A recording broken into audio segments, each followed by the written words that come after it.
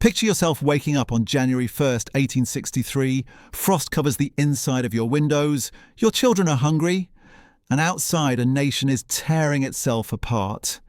This wasn't just another year of the Civil War. This was the year when women rioted in the streets for bread, smashing into government warehouses and looting stores, when the Confederate dollar became so worthless that people used it for wallpaper, when working-class New Yorkers burned down entire city blocks and hunted black Americans through the streets in the deadliest race riot in US history. This was the year over 150,000 American soldiers died in just 3 battles. The year democracy itself nearly collapsed. If you think recent years have been rough, you haven't heard about 1863. This was the year America almost died. The morning of January 1st, 1863, President Abraham Lincoln sat in his office preparing to sign the Emancipation Proclamation. Outside, snow-covered Washington. Inside the White House, the weight of a nation's future pressed down on one man's shoulders. Lincoln knew this single signature would transform the Civil War from a conflict about preserving the Union into something far more dangerous, a war to end slavery itself. The war had already been raging for nearly 2 years. Casualty lists stretched into the hundreds of thousands. Families across the North and South had received those dreaded telegrams, "Your son is missing. Your husband is dead. Your brother won't be coming home." But on that January morning, nobody could imagine how much worse things were about to get. Down south, the Confederate economy was already spiraling into catastrophe. What had started as manageable inflation was turning into something nobody had ever seen before. A pound of coffee that cost 20 cents in 1861 now cost $2. Flour had tripled in price. Sugar was becoming a luxury. But this was just the beginning. By the end of 1863, prices would increase by over 9,000%. Think about that for a moment. If a cup of coffee costs $5 today, under 1863 Confederate inflation, it would cost $450. The Confederate government, desperate to fund the war, kept printing more money. Paper bills rolled off presses day and night. The more they printed, the less each dollar was worth. It was economic suicide in slow motion, but they had no choice. The war machine demanded feeding, and printing money was the only option left. In Richmond, Virginia, the Confederate capital, working-class women watched their children grow thinner each week. Husbands and sons were off fighting, leaving wives and mothers to somehow feed families on wages that bought less food each month. These weren't people looking for handouts. These were the wives of iron workers, women who made ammunition in government factories, the backbone of the Confederate war effort. And they were starving. Mary Jackson worked 12-hour shifts at the Richmond Armory making cartridges for Confederate soldiers. Every morning she watched bread prices climb higher on bakery windows. Every evening she counted coins that bought less and less. Her 3 children were growing thinner. Winter was brutal. The Confederate government had asked for sacrifice, but this wasn't sacrifice anymore. This was slow starvation. Meanwhile, up north, the Emancipation Proclamation was creating its own crisis. Working-class white men, many of them immigrants who had struggled for years to find decent jobs, suddenly faced a terrifying possibility. If the war was now about freeing slaves, what would happen when 4 million newly freed black Americans entered the job market? Would their wages drop even further? Would they lose their jobs entirely? In New York City, Irish dock workers had already been competing with black workers for jobs. The pay was terrible. The work was backbreaking, but it was work. Now, with emancipation official, they imagined thousands more black workers flooding north, willing to work for even less. Their fear was turning into rage, and rage in 1863, America had a way of exploding into violence. President Lincoln understood the danger. His advisors warned him daily about growing opposition in the North. Peace Democrats, they called them, but everyone knew what they really wanted: to end the war, make peace with the Confederacy, and let slavery continue. Every Union defeat made these voices louder. Every casualty list gave them more ammunition. The military situation looked grim. Robert E. Lee's Confederate Army had handed the Union devastating defeats. Fredericksburg had been a bloodbath.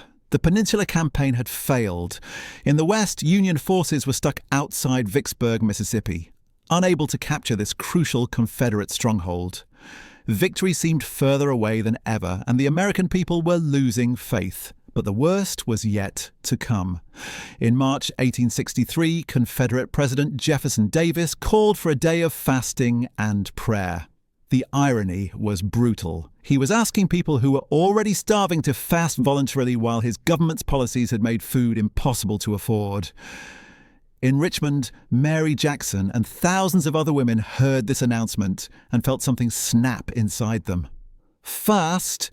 They'd been fasting for months, not by choice, but because flour cost more than their weekly wages.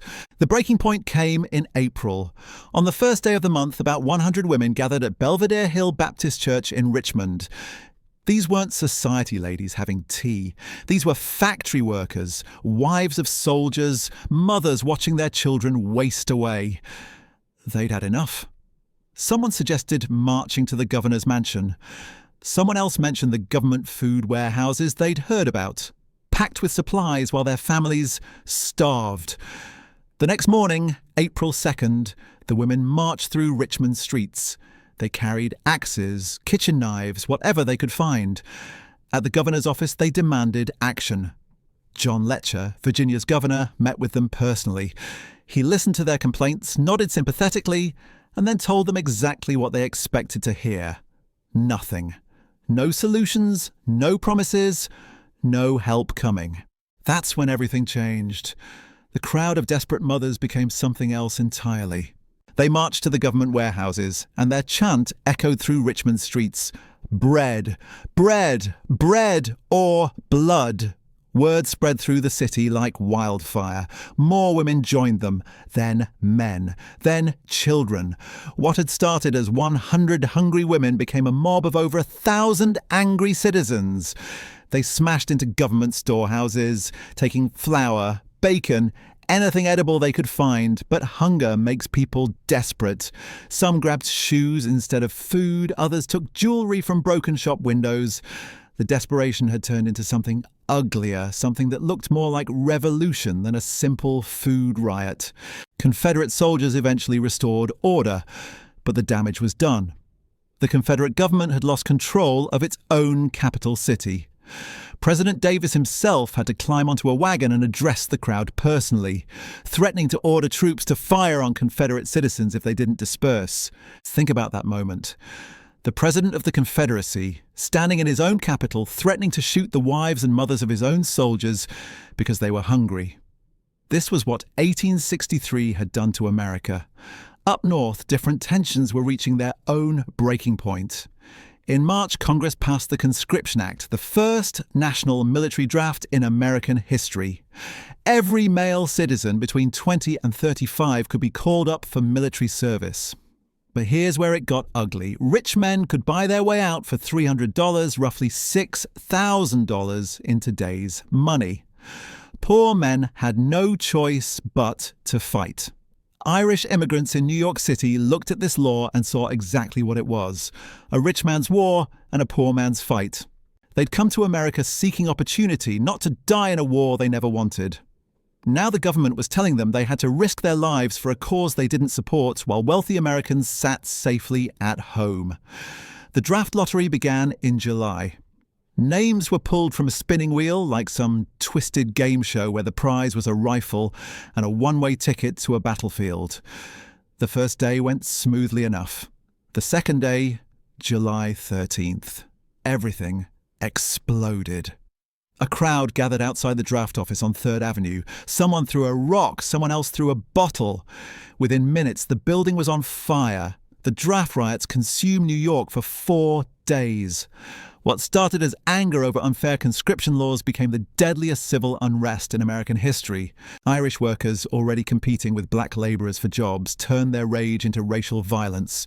They lynched black men in the streets, burned down the coloured orphan asylum, and destroyed any business that employed African Americans.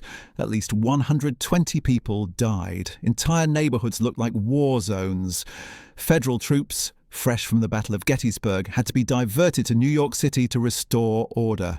Think about that. In the middle of the Civil War, the government had to pull soldiers from fighting the Confederacy to stop Americans from killing each other in the streets of New York.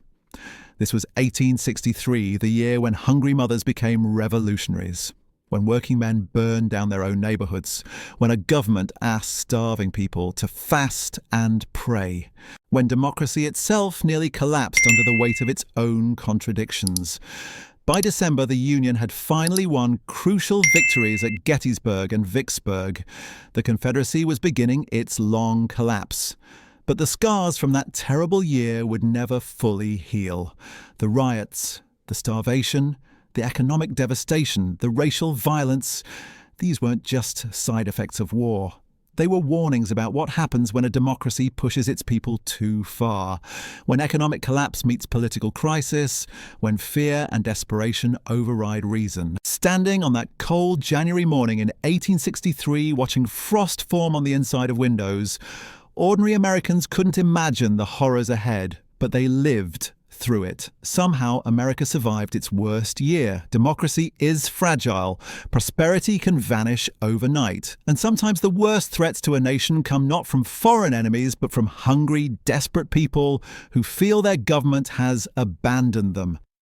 1863 taught America that lesson in the most brutal way possible.